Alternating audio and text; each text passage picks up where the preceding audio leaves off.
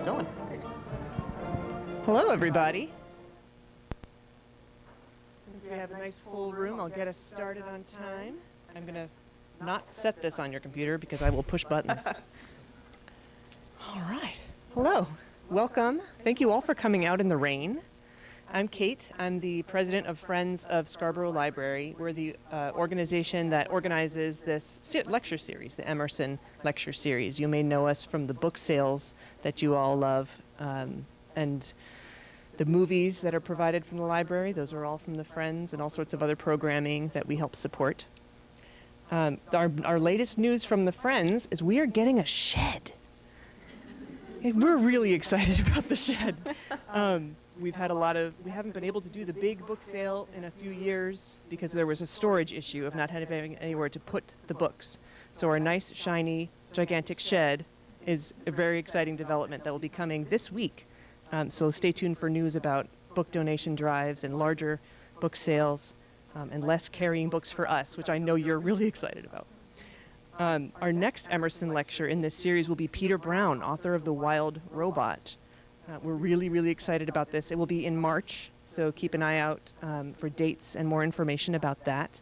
We're really, here, probably out in the open area since there will be a lot of people, we hope. The mic is for the cameras. It's not for this room. Thank you very much, though, husband of mine. Let's see. Fred Emerson this series is named after a gentleman named Fred Emerson, who was a Scarborough resident and very generously bequeathed a sum of money to the Friends of Scarborough Library when he passed away. And he wanted it to support any kind of STEM education that we would devise. So that is what funds this lecture series.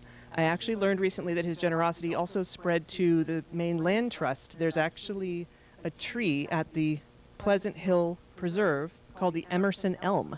That's a big, beautiful elm tree that his funding helps to keep healthy and large. I learned that on a field trip with my child recently.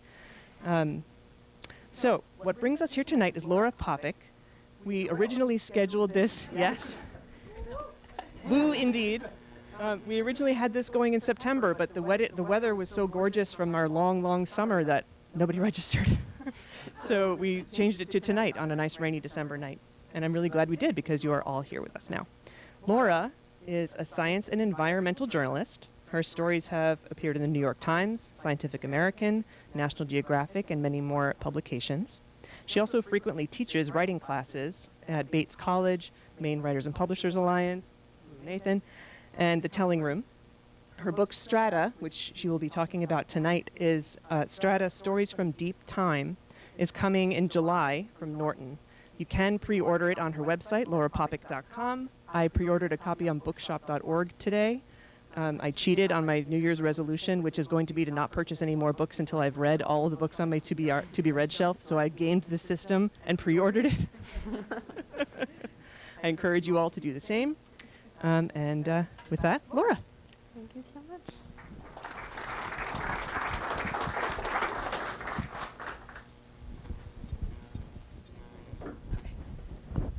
So good to see you all. Thank you for braving this weather to be here tonight. It's really lovely to be here, and I'm just really excited to chat with you about some of what I wrote about in this book that's coming out. So that's the book. Coming out in July. Been working on it for about 5 years now, but this is my first book talk, you know. I don't know if I can say that without it being physically in the room, but it is my first talk, so it's really exciting to just be here and to share it with you. So thank you for the introduction. Thank you for having me here. I'm really just honored to be part of the Emerson series. You guys have a wonderful lineup throughout the year, so just honored to be part of it. I know a handful of you in the room, so some of you know my background, but to share a little bit more about my background, before I got into science journalism as my career path a little over a decade ago, I studied geology and then worked in a geology lab for about a year after college. So I spent 5 years in this world of geology, which in the scheme of things isn't terribly long to spend doing something, but it was enough to truly change the way that I experienced the world and the way that I kind of think about our place in time and space, and in a way that I think has really enriched my life and made everyday life experiences just more interesting. And so when I got about 10 years into my journalism career and I decided I wanted to dig into a deeper project, after writing about all sorts of science and environment, not just the geology that I had studied earlier on, I really wanted to return to the roots of what got me interested and inspired to write in the first place, which is this kind of bedrock that I had in geology. I'm sorry for the puns. And so I got to a point where I wanted to dig in and do a bigger, longer project, and I thought, why not return to this thing that I happen to know more about than the typical person, because a lot of people don't take geology classes. I had never taken one until I got to college. I only happened to take one because a high school teacher of mine was friends with a geology professor at the school I went to, so it was just kind of a fluke that I landed in it, and I just feel super lucky to have done that, and just now I'm excited to be able to share a little bit of that with folks who never fell into a geology class like I did. And so what we're looking at here is a view of, oh, that's great, thank you, of the Bighorn Canyon, and this is in Wyoming. So I was out here in 2019 for a story that I was writing unrelated to the book, and just had a moment at this canyon. And this was kind of the moment that inspired me to spend the following 5 years on this project.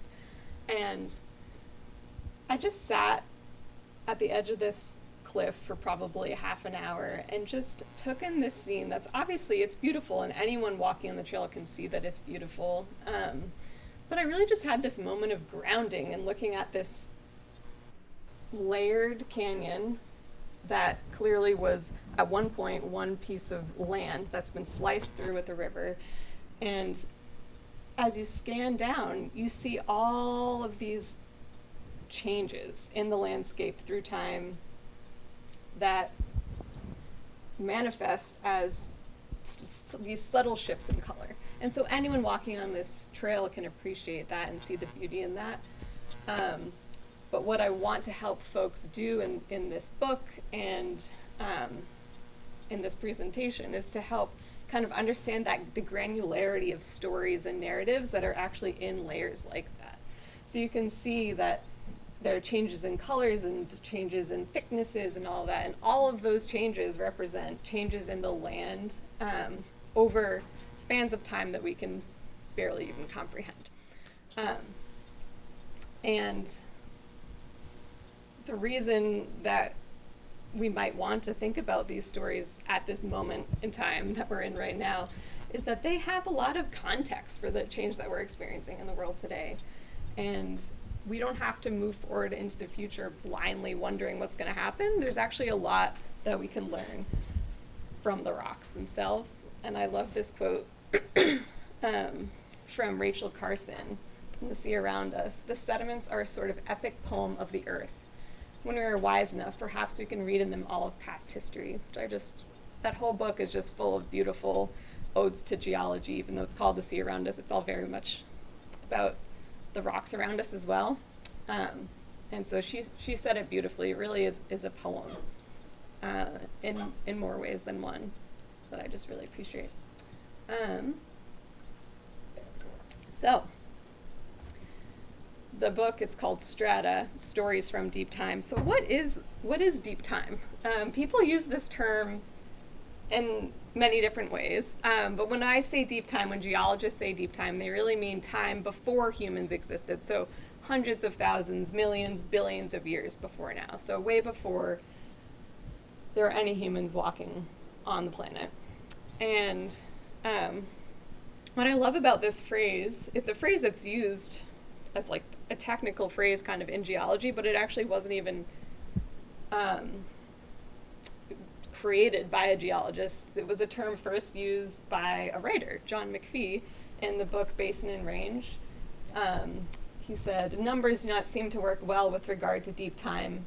Any number above a couple of thousand years, 50,000, 50 million, will with nearly equal effect awe the imagination to the point of paralysis. So, I mean, he's a genius writer. And the point that he's making there is that, yeah, it's just like, it's basically impossible to comprehend the amount of time that our planet has existed and all that's gone on before us. I love that a writer kind of coined this phrase because he himself and other geologists will admit that that Earth history is kind of like the humanities of the sciences. Like, it is a science, but it's very much about narratives and revising and editing, and so it's very fitting that he was the person who came up with this term. But when we try to think of like an embodied sense of, okay, what is this amount of time that Earth has existed? There are all sorts of illustrations you can find on the internet, but my favorite exercise that we did in college that I have continued to do with folks that I've taught is that if you stretch out your arms like this, with that being the amount of time that Earth has existed, with this being when Earth first formed and this being now, the amount of time that humans have been on Earth is like the white part of your fingertip. So that's basically like nothing, right? So that's us. And then everything, so this is 4.5 billion years. When did animals arrive? Not until like right around here. So all this is without animals. When did oxygen first fill the atmosphere? Just like at your heart. So all of this there was no oxygen here. No animals till here. So that's kind of a way that we can start wrapping our heads around it. It's still quite difficult. But I was lucky enough to be able to hire this wonderful illustrator, Sarah Gilman, to draw. This is a little washed out up here, but she drew some illustrations for my book, and this is one that illustrates that. And so I've kind of, this is at the beginning of the book to show the 4 different kind of geologic moments that I write about. And I've just blocked out 2 that we won't get to and highlighted the 2 that we will talk about. So we'll talk about these, and then I will get to some rocks in Maine towards the end as well. And I'll make sure to save time for questions. I should have said that earlier. Okay, so these are our 2 kind of episodes that we'll chat about. The rise of oxygen in the atmosphere 2.4 billion years ago, and the rise of mud on land 458 million years ago. Before diving in, you might be wondering, like, how do we know those really specific dates for things that happened so long ago? And the reality is that those are they're definitely guesstimates, but there are a handful of different ways you can get a sense of when different things happened in deep time. And for the oldest events, the oldest rocks on Earth, geologists tend to use these guys here. So these are not quite microscopic, but like tiny, tiny grains of minerals called zircons. They're just glass. They almost look like quartz, like what you would see in like a granite, but it's a different type. It's called zircon. And they come from the Earth. You can find them in ancient sea floors. You can find them in ancient like ash deposits from volcanic eruptions. And what's helpful about them is that they have a tiny bit of radioactive uranium in them.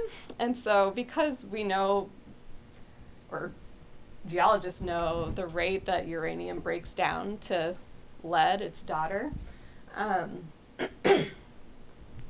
you can kind of back calculate how old the grain is based on that ratio of uranium to lead. So these are tiny, tiny grains that when I was working in the lab that I worked in for that year after college, this was one of my jobs, was to take sandstones, like 500 million year old sandstones, big chunks that we'd collected, and put it through a series of machines that broke it down into smaller and smaller pieces until you had kind of a cup of sand. And then from there, you still couldn't see the zircons because they were mixed in with everything else, and you have to put them on a table that shakes and kind of like distributes them based on their density, kind of like on a beach if you've seen like the darker, heavier grains get washed up and left behind as the lighter grains are kind of closer to the water. Similar thing on this table that we used. All that to say, it's a long and tedious process, and at the end of it, you have this tiny grain You put it in a machine, you blow it up, you melt it essentially, and with a laser, and that gets you the age of a rock. So it's very like expensive and time consuming, and there are only so many dates out there, but this is like what Earth history, especially deep Earth history, hangs on, is like these little tiny grains. Okay, so let's get to our first episode. So air. When and how did oxygen first accumulate in the atmosphere? So oxygen is obviously like the element is in water. It has always existed. So we're not talking just about oxygen as the element, but we're talking about the gas. And to know that there was a time when it first arose means that we have to know that there was a time when it wasn't here at all. And so how do we know that? And we know that thanks to strata rocks. So when I say strata, I mean the layers like we saw in the canyon wall. Those are it's strata. They're layers of rock, and stratigraphy is the study of those strata.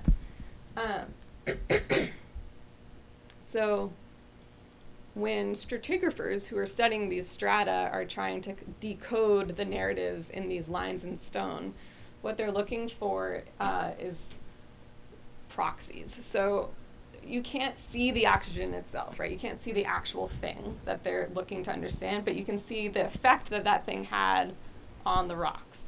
And so that's all that sedimentology and stratigraphy like this is based on, finding kind of evidence of the thing that you're trying to understand. So it's very much like a little bit of detective work.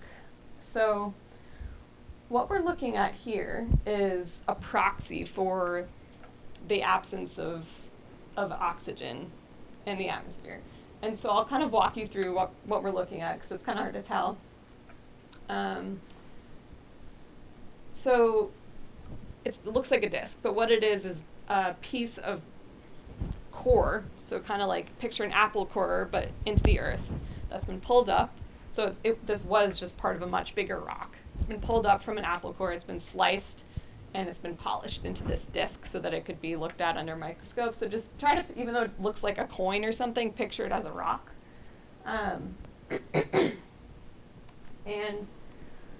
you can see that they're kind of like grains there. They look like kind of sand grains. And whoever collected this knows that this was a sedimentary rock, so the types of rocks that stratigraphers look at, because they formed on the surface of the planet, compared to metamorphic igneous rocks formed deep within the earth. The rocks we're looking at formed on the surface of the planet, and obviously had to be cooked a little bit within the earth to turn into rock, but their stories are still kind of intact, and they retain kind of like a true image of what the planet would have looked like when they first formed. So what we're looking at here is something that was on the surface of the planet, so this isn't like from a granite that was deeper in the earth. And we see grains, so these are sand grains. And we see that there's kind of like a fluid flow to the grains here. It's a little bit washed out, so it's a little bit hard to see. But that, if you can kind of follow the bottom there, you can see that there seems to be some sort of direction. And so if you're looking at this with a stratigrapher's eye, you might say, okay, there's some sort of movement, probably water. They almost look like they're forming ripples. There are some here that are washed out, but they're pretty round as well. And that's another indication that these have been moving. So when sand grains break apart, they usually break really angularly. And the fact that there are some really round pieces in there mean that these sand grains have been moving a lot over a long period of time to be able to be smoothed down like that. So these are sand grains in some body of water, maybe a river. So I don't know if anyone recognizes, it's kind of hard to see because it's washed out, but what the mineral is. But it kind of has this goldish hue, and it's fool's gold. It's pyrite. So if, I don't know how many geology nerds there are in the room, but if you're thinking, oh, I've never seen like pyrite sand before, that's because it cannot exist in the world today. Pyrite is a mineral that has a ton of iron in it, and in the world today, with oxygen dissolved in water, it would totally rust away and disintegrate. So this could not happen today. And the fact that it's preserved like this is this wonderful window into a time when something that would otherwise disintegrate and rust away was able to persist in a way that just would not be possible today. So it's a long-winded way of saying this is a really important proxy to show us that, yeah, there was actually a time before oxygen existed. So this kind of backs up theories that people had. There had been theories before this kind of proxy was discovered in the mid 1900s. Scientists thought like maybe there wasn't oxygen for a few different reasons, including that there's no natural process aside from photosynthesis that makes oxygen. So if, there's no kind of like source of oxygen deep inside the earth that could have come out through volcanoes or anything like that. So they thought there was a reason to believe that there couldn't have been oxygen in the atmosphere until life evolved to create it. But this is actually proof that that's true. So when you're trying to find out when and how oxygen arrived, one thing you might want to do is to find when you stop seeing grains of pyrite that look like they were flowing in a river. And so that's one thing that stratigraphers studying this moment do. They found grains like this in rocks of this age and older, but then there is a point where they just stop seeing it. Okay, so then what do you look for when you're looking for the presence of oxygen? So this is one of the researchers in the world studying this. Her name's Usha Lingappa, and she was a student. That previous picture was taken at Caltech, and she was a student there before moving on to Berkeley as a postdoc. But this is her in South Africa where that disc had been collected, and she is sitting with a bunch of that kind of core that I was talking about. So just to orient you, this is all one piece of core that's just been organized in these boxes, but if you can imagine, it's like a long core, and the bottom is the oldest rock, and the top is the youngest rock, and it starts oldest, and it goes youngest up there. So about halfway through, she's pointing at kind of a visible change in the rock. And this is one of the things that I just love about this field of science is that it's so visual. It's so, like, if you have, like, a creative visual mind, which I think more visually than, like, quantitatively, this is for you. This is the science view. It really, I mean, she's an artist herself. I'll show you some art that she painted for her PhD thesis in a moment. But it's just so plain and simple. She's pointing to something that looks different. Well, why is it different? And the reason it might be different could very well have to do with the rise of oxygen in the atmosphere. So you can see it's mostly gray down here with like a little color coming in the second box, and then bam, all of a sudden from there on there's a lot more red. And red is rust, right? And rust is oxygen. It's oxygenated metal, iron. And so scientists studying the rise of oxygen, trying to find that moment, look for when things like pyrite grains disappear and when these red beds appear. So it's pretty simple. It's simple in theory, but then actually finding these things takes obviously a lot of work. And so the ongoing research right now is kind of pinpointing that time, because it was around 2.4, as I said, in that timeline, but it's not clear exactly when, and I won't get into all the details now, but there's some heated debate around it. You'll have to read the book to learn about what people are arguing about. But there's still some unknowns, and one of what Usha's interested in specifically is how the things that evolved to do this did it when they did. So there are other questions related to it, but she wants to know how, this is her painting I was talking about, kind of washed out, but that's okay, how they evolved when they did. And a little bit of a spoiler, but I'll just tell you that the first things to photosynthesize, they weren't plants, because plants are kind of a little bit more complex than early life. It was actually a bacteria that could photosynthesize, called cyanobacteria. So in the middle, that's what that is.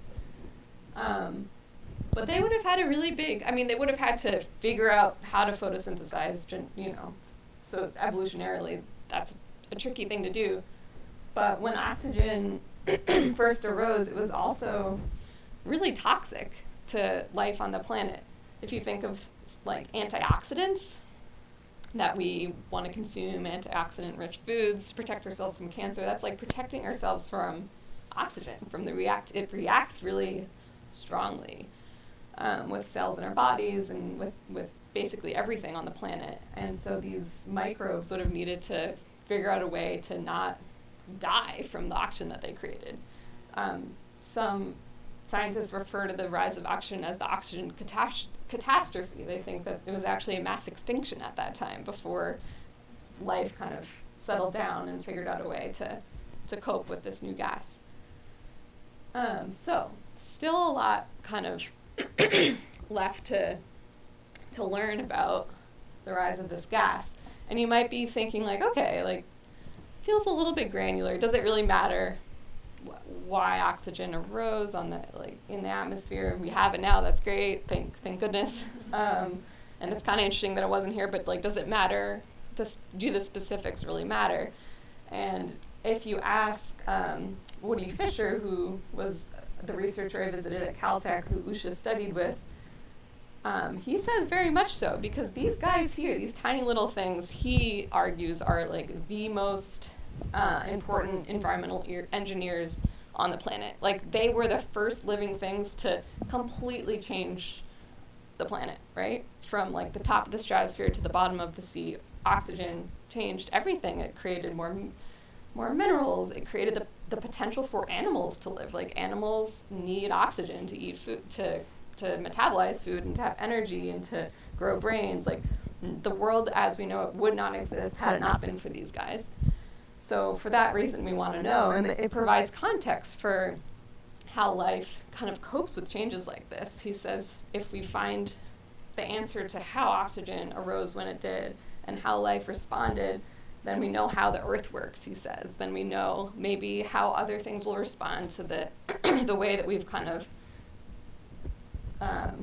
in certain ways, leveled up with cyanobacteria, and we're starting to manipulate the environment in ways, that they did, in different ways, but to the extent that they did. And so by looking to see how life responded, then we have a better sense of how we can expect life to respond to the changes that we're bringing to the earth. So that's the why. The absence of oxygen early on actually plays a big role in our lives today in kind of unexpected ways.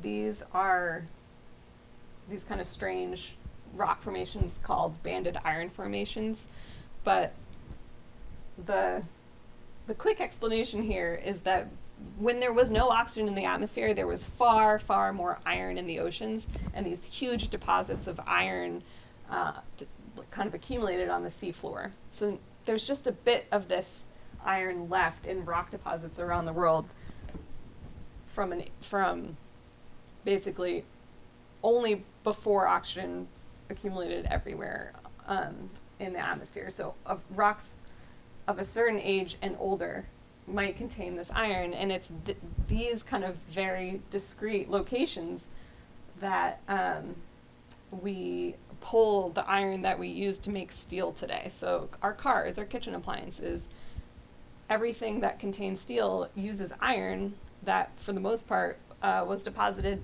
before there was oxygen in the atmosphere. So we need there to be oxygen for us to live in the world today, but we also need there to have not been oxygen for us to live in the world as we do today too. So this is some rocks from Minnesota that I visited. Minnesota is a really big hub of iron mining, and so I got to go down inside half a mile into the earth to this iron mine that offers tours, and it's really beautiful and stunning, and it was incredible to be in the earth like that. and there's a lot still that's unknown about these rock types. What we do know is that they represent a time when there was just so much more iron in the oceans than could be possible today, just because oxygen would dissolve it all today. Okay, mud. Moving on. So we're moving much farther along to 458 million years ago, the rise of mud on land. So this might sound kind of like a funny one, right? Where people, when I talk about this one, are surprised that there hasn't always been mud. And so I do want to make clear that there has always been mud. There's always been mud on the planet. It's just not always been on land as it is today. So what mud is just the smallest sediment grains that exist in the environment. So it's like silts and clays that come from bigger rocks that are broken down from glaciers or storms or rivers, whatever breaks down rocks, creates silts and clays, and that's always been the case on the planet. But until 458 million years ago, the majority of it washed into the ocean or into down rivers and then eventually into the ocean, right? There was nothing on land to help it stick. And so once more life arrived on land, there was more material for it to stick to the life and then to itself. The mud is sticky, so it sticks to itself and then it accumulates. And from there, it changes the entire surface of the planet. So we'll look at when and why did mud first accumulate on land. And you might be wondering again, like, cool, but does it matter? And there are, it is cool and it does matter. And there are, spoiler, but there are ways that, I'll just bop ahead real quick, that mud continues to shape our land in ways that I'd never considered before I wrote this part of the book. Mud changes the ways that rivers flow, and the ways that rivers flow changes where life can grow and where floodplains are and where agriculture can be. So it has all of these implications on life today. But I'll back up for a quick moment here and just show you this graph. So this rise of mud narrative is something that's pretty new, like within the past decade. There's a researcher at Cambridge named Neil Davies, who we'll talk a little bit about in a moment, who really spearheaded this work. And he and a grad student of his looked at like 700 different ancient river deposits, basically all the river deposits they could find from a certain age to up until around 300 million years ago. And what they found is, it looks kind of subtle here, but they found that there was a steady increase in mud rock, which is just mud preserved in rock form, right around 450-ish million years ago. And if you go up in the graph, you see that that's exactly the same time that plants, the very most basic plants, first arrived on land. Mosses, hornworts, liverworts. So they are adding texture to continents that just hadn't been there before. And you see that it continues, the amount of mud continues to rise up as plants grow roots, so vascular plants, and then we have trees and shrubs, and they're getting bigger. And with all of these kind of developments, the plants are that much more able to help mud cling to the plants and to itself. And so within this time period, I think from 450 to like 400, the amount of mud increased tenfold on land. So that's quite a bit. And put another way, like for more than 90% of Earth history, there was hardly any mud on land, and then all of a sudden, once plants arrived, it's everywhere. And so an open question that's up for debate is, how exactly did the rise of plants lead to the rise of mud? Was it that they just trapped more mud, or did their roots kind of create more silt and clay that made more mud? And that's an open question that we'll talk a little bit more about. So yeah, just to show real quick, before there was vegetation on Earth, most of the rivers looked like this, which is a river that exists today. So these rivers still do exist. They're called braided rivers, and when they flood, they just kind of reroute the channels, kind of find their way through the sandy gravel that's at the base there. But as you can see, there are some plants along the edges. This is in New Zealand, but this is a river that doesn't really have a floodplain, because when it floods, it just reroutes itself. And so if you can imagine the Earth 600 million years ago and, a billion years ago and all that, it was mostly rivers like that. If you look over here, once plants arrived, now they can have this new cohesion. So they're flowing, instead of having braids of multiple channels, they might have one channel, and that one channel is narrow and it's deep, but it's only so deep. And unlike our braided channels that when they flood, they just kind of find a new way, kind of like, I think of when water flows at the edge of the beach and it kind of creates these rivulets. That's kind of like a braided river. A meandering river, when it floods, it's got really sturdy banks that stay put, and the water goes over those banks and brings silt and clay and mud with it. And so all of a sudden, you have this fine material that's being pushed out of the river, and it's spreading, and all of a sudden you have soils, or you have floodplains, and all of a sudden you have somewhere for more plants to grow. You have really fertile land where maybe animals can now find a way to make a living on land. So all of this came about through the rise of mud and plants. They kind of go together. You can't take them apart from one another. But with mud and plants came life across the planet. But I just find it, I love this little point about mud, that it's sticky, and that's important. It's like so simple, but it is sticky, and that allows these rivers to be sticky with strong banks that then pushes the water. And it's human civilization arose along riverbanks where mud accumulated because of this, right? So it really does have implications for our lives today, and they're so beautiful to see. I love, these are, sometimes they'll cut out and make a new meander, but for the most part they stick as one channel. So for this part of my book, I went to this beautiful land, Dingle, Ireland. So I just think it's so fitting that Ireland, the Emerald Isle, which is obviously just so lush, has rocks from some of the earliest days of plants on land. So it just feels really, really fitting. And I went there with Neil Davies, the researcher who kind of discovered the rise of mud with the rise of plants. And I went with him. He's right there, and a grad student of his. And this is often what geology looks like. It's just like trying not to get hit by cars on the side of the road. So here we're looking at an old braided river deposit and looking for mud to bring back to the lab, mud rock. So what you can do back at the lab is look at the mudstone on microscope slides, and you can see, based on what it looks like, whether it was created by roots breaking material down, or whether it was just kind of stabilized by roots. The physical form of the mud actually looks different in those two different scenarios. So we were looking for mud rock to bring back to the lab for them to look at more closely. And along the way, we found some evidence of plants in this ancient environment.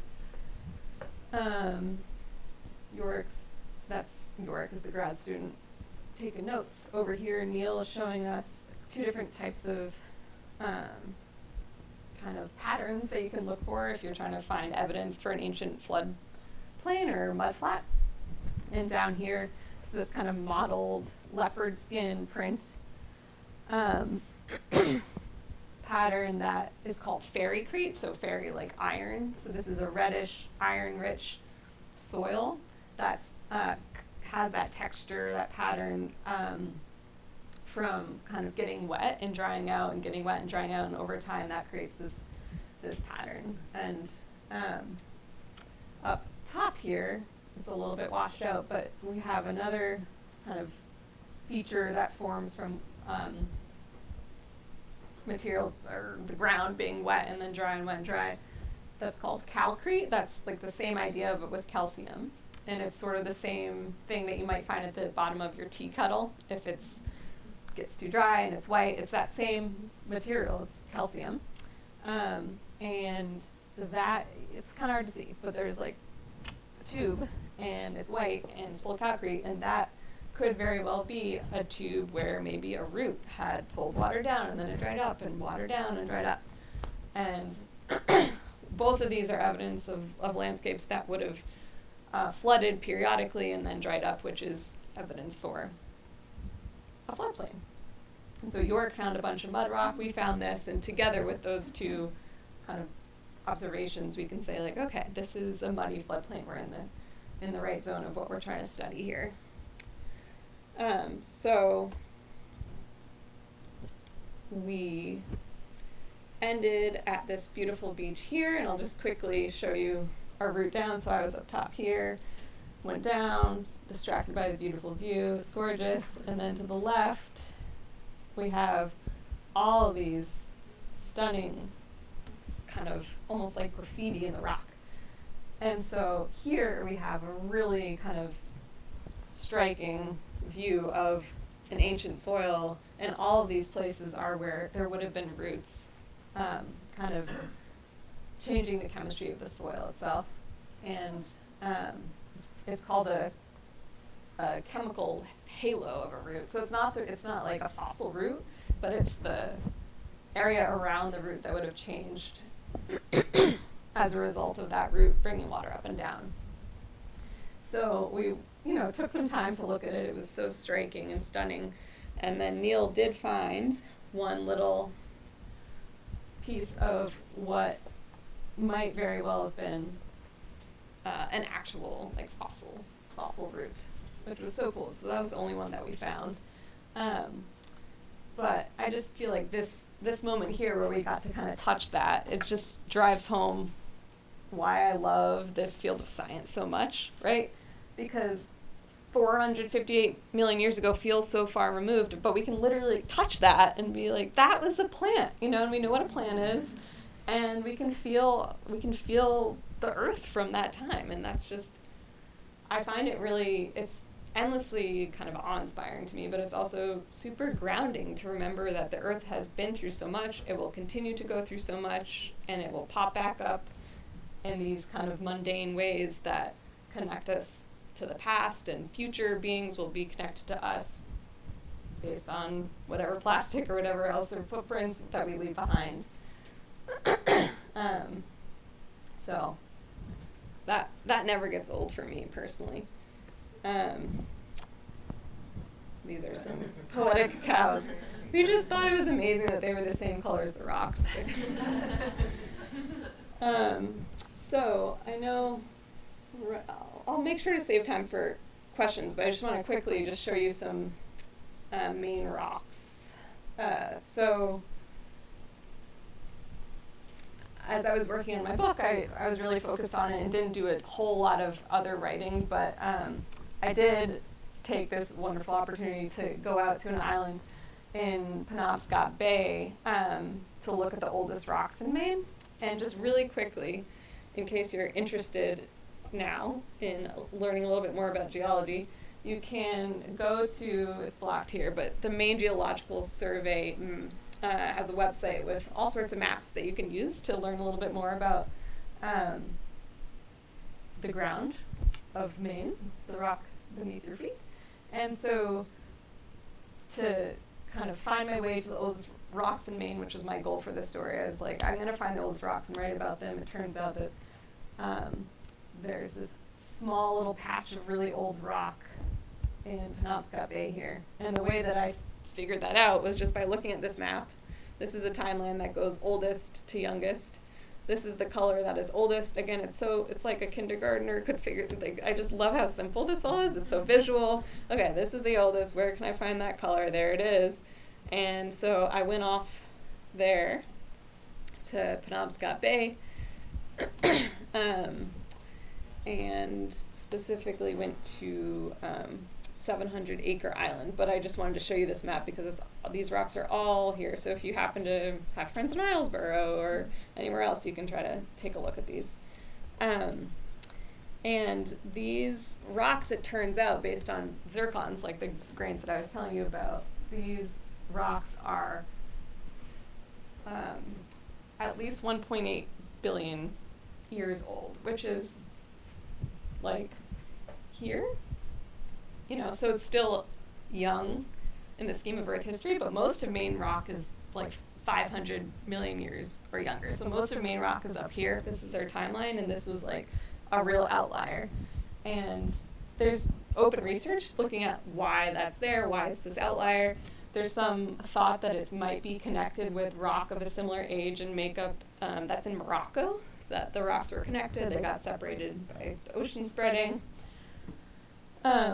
And so this article, and the reason I'm showing you here, is less about like, okay, what are these ancient rocks, and more just to remember that we have these kind of passports to deep time all around us. And these particular rocks, they've got sand in them. They look like they were probably part of like an ancient beach, maybe.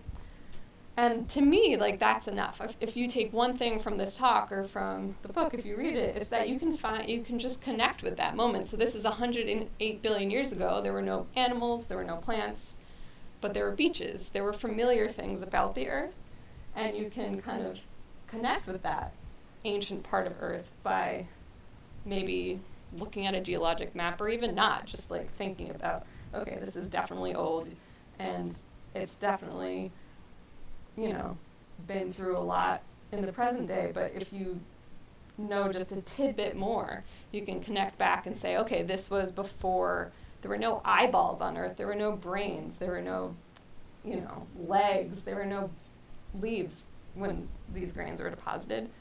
And once you get that granular, you can start to appreciate like how much had to happen to bring us into the world that we live today, and how amazing that is, and how we want to take care of it. The rocks of today will continue to break down.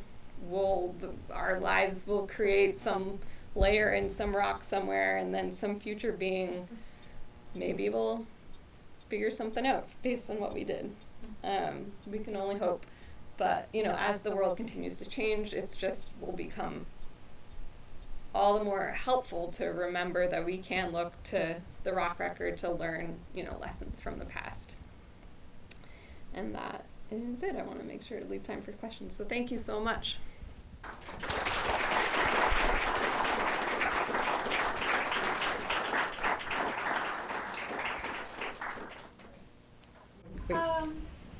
When you encounter rocks on a beach like that, or let's say in a place you haven't been before, can you look at that rock in the field and say, oh, that's a really old rock? Or do you have to take it back to a lab? So, yeah, that's a great question. So kind of neither, actually. So I probably wouldn't, just looking at it, if I'm not familiar with an area, I can't know just by looking at it. But you can know by looking at a map like that. So that's why I showed that, is that anyone can look up a geologic map and just look for like the time scale on it and get a sense of, my presentation's not there anymore, so I did have a slide that I didn't have time for, but just to show you, like, you could look up Scarborough and see what color it is and just get a broad sense of the general age of the rock in that area. Yeah, it's pretty, unless you know that context, you can't tell just by looking at it, unless you find something like pyrite, blah, blah, then you're like, oh, that must be older than, but that's a very specific example. So the people who made the maps took rocks to labs. So they would have done some dating and they would have done more, yes, exactly, intricate dating and all that to find the relationships between them, yeah. That's a good question.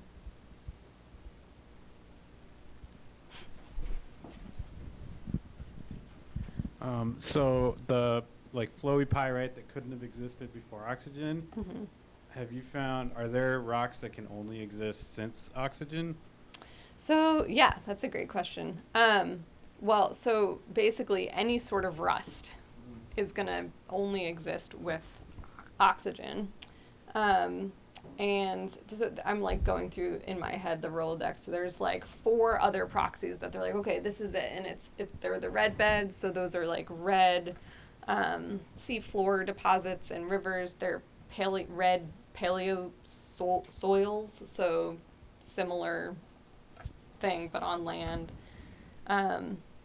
There are chemically the like smoking gun proxy that people love is extremely difficult to explain and to understand. And like I didn't even really include it in the book because it's just too much, but there is like a chemical change that happens in sulfur in the ocean, and that is what researchers are like, that is the thing. When we look at chemically, when we look at a rock, if it's this way, there was oxygen. If this way, there wasn't. And that's like the most precise way.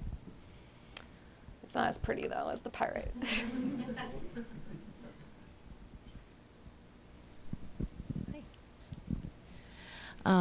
Laura, so I'm cheating a little bit because I've read a lot of Laura's book. We're in the same writing circle, which I'm so lucky to have experienced it. It's amazing. I'm so excited for it to come out.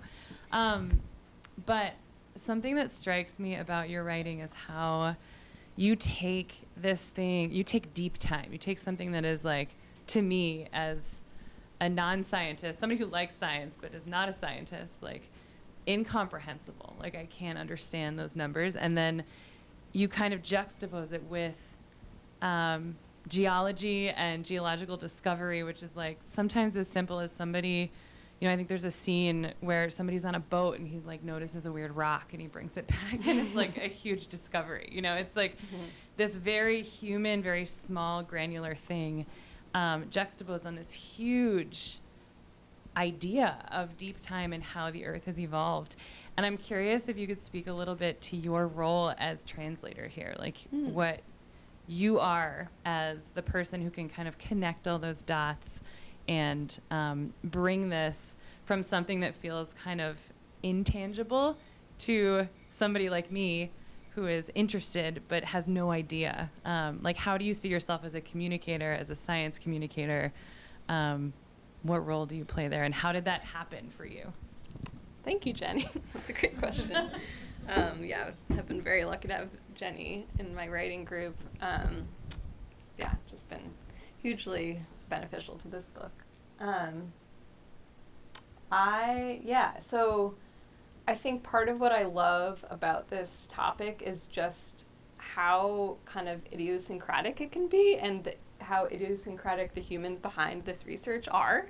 And I think that, to me, that was always what drew me to the science, aside from thinking it's beautiful and thinking that, we want to care for the earth. Like, the people who do this research are just funny and interesting. Mm-hmm. And so my way in, my hope was to pull that into the book and to help these people kind of like show up as characters rather than me saying like, these are the rocks and this, I don't like that when I'm reading a book, to be kind of like lectured for 250 pages. I want to be pulled on a story, along on a narrative. And so I tried to have the scientists studying this kind of shine in their kind of quirky ways to show their love for it. And then that might kind of, my hope is to make the science more compelling in that way.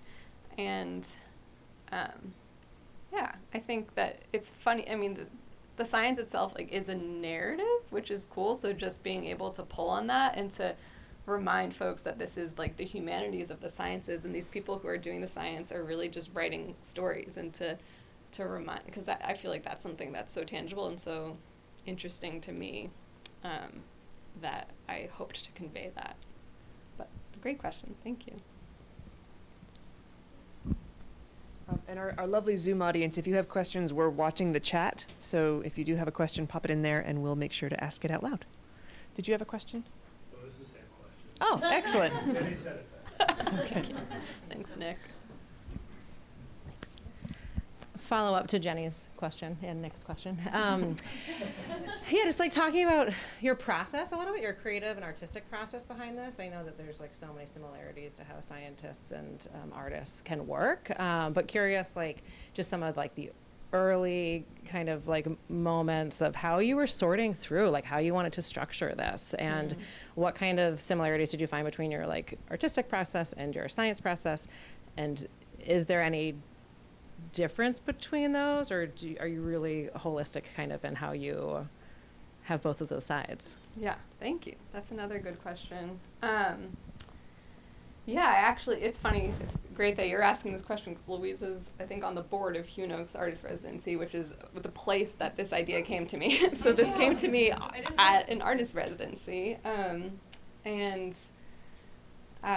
Before I answer the question, I will say just time after time, every time I felt like every time I interviewed a geologist for this book, I learned that they were also an artist. And so there's something about thinking about deep time that pulls on the creative side of the brain in a way that really appeals to me. And I think that's part of what got me interested in diving into this and committing to this, long 5-year project. I will say, it's funny, I think I thought I would come out of this book knowing far, far, far more about these episodes than I had previously known. I'd already written about a lot of them already, so I already had some base level of understanding, but I spent more time kind of chiseling the structure than I expected. I spent more of my time doing that compared to, I obviously did a lot of research too, but I just was very concerned that if it wasn't done mindfully, that it would just not be readable, right? Because this is like stuff that people aren't used to thinking about, and I think there are a lot of geology books out there that are good for different types of brains, but I've only read a handful of geology books that are good for my brain that likes narratives and likes visual thinking. And so there were lots of like drawings and outlines and revisions and crumpling and ignoring the outlines and writing new outlines. It felt like it was a very creative process in the sense that I wanted to be led by how, as I think most writers do, I wanted to be led by how readers consume information and not by the information itself, if that makes sense. So, yeah, lots of color coding and flipping through and make sure there's a balance of emotion and character and information and all that. But it's all intertwined. All right, I'm going to go right here. Hello. Hello. Do you have a favorite fact from that you could share with us from your research? Oh man, my favorite fact, putting me on the spot. I don't know. I mean, this is one fact that I meant to include. I don't know if it's my favorite fact, but thank you for the opportunity to share that. There's every single animal on Earth needs oxygen except for one. There's like a parasite of salmon that doesn't need oxygen. So that's my fact. I don't know if it's my favorite. This one was first, but I'll go.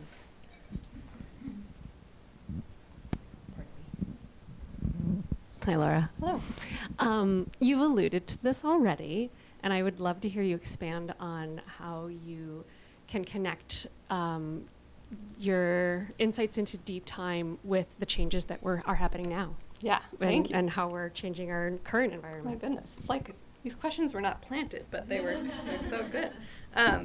So, yeah, I think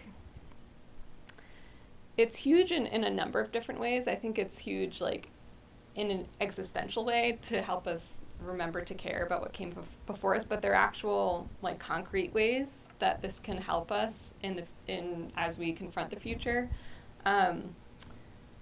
For example, if folks are looking more into geoengineering, which is like actually working to change the atmosphere of the oceans to consume more carbon dioxide to bring us, to deal with climate change. If we do something like that, if we shoot like aerosols into the sky to reflect the sunlight, or if we do these things that people are already starting to do, we need to know like how the Earth responds on geologic timescale, on long timescales. It doesn't really help to know how the Earth responds on a year or decade basis. We need to know how Earth responds longer than that to know if what we do with something like geoengineering is actually going to have a long-term benefit, a good effect or a negative effect. And so that's one way that studying these long time scales can help us kind of understand the implications of what we're doing. And then it can also just help us understand like the carbon cycle, right? We hear that phrase tossed around a lot with climate change, like how carbon enters and exits the atmosphere. If we want to know that, we can actually look to see how we can look at strata, at the chemistry of the rocks, to see how that's changed over time, to be able to tweak the climate models that are then used to make predictions for the future, or used to make decisions, whether it's insurance, whether it's infrastructure and road, like all of that needs some sort of context, and the geologic record actually can provide that. All right, I think we have time for one more question. Hi. I've got a quick question, because obviously in telling the story you rely so much on all of the research that you collected from across the country, across the world. What were you thinking of, and how were you kind of handling this research, since obviously researchers have put so much time and effort to come up with these facts and this knowledge? How did you deal with that in taking all of these precious bits of information and putting it together in your story? Like, how did I decide what to leave out? Yeah, and how did you kind of communicate with these researchers to make sure that you were I don't know, doing it justice in lack of a better term. But yeah, that's a great question, and it's always such a challenge with a project this long, because you start a book project and you're like, it's a book, I can include everything, but it's still actually limited. Like, it's actually quite a bit limited. And so for someone like Neil Davies, for example, who you saw a picture of, I spoke to him, I've been talking to him about mud since 2020. Like, it's been a long time. And so conversation after conversation and whittling down, figuring out what it is that will fit with the narrative that I'm trying to tell, and then making sure I have it right. And then once I have it right, making sure I have some color or details that will bring it to life. So it's really following up over and over, and it's relying on the patience and generosity of people willing to talk to me. Being a science journalist compared to maybe other types of journalists, it's such a blessing, because these people are psyched to talk about their science. This is their world, and the fact that a non-scientist wants to know I've hardly ever run into a case where people don't want to talk. So just has, this work relies on communicating, developing relationships, and just talking over the course of sometimes years.